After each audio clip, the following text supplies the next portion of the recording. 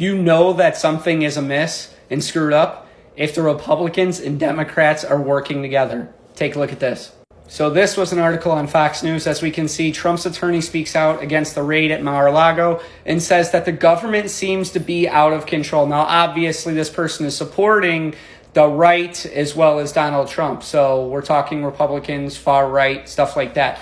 But take a look at this. Andrew Yang came out and said, "Unfortunately, I fear we will look back on this day that activated extremism and not the opposite." So he agrees that this was extreme. But hold on, it gets better.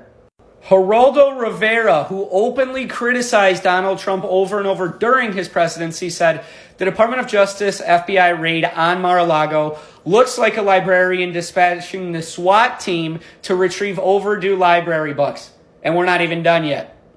Andrew Cuomo, who again openly did not like Trump when he was in office, said, "The Department of Justice must immediately explain the reason for its raid, and it must be more than just a search for inconsequential archives."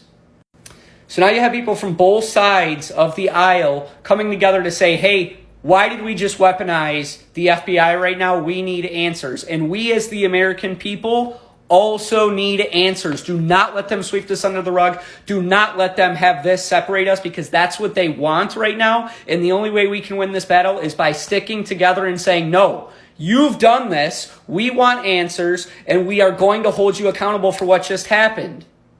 Don't be afraid of what's happening right now.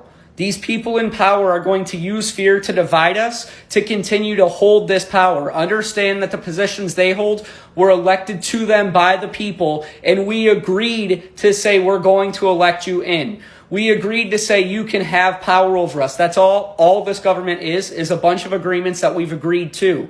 If we say, hey, we don't need you representing us anymore, that's also an agreement. If we say, hey, we're not going to pay taxes anymore, that's also an agreement.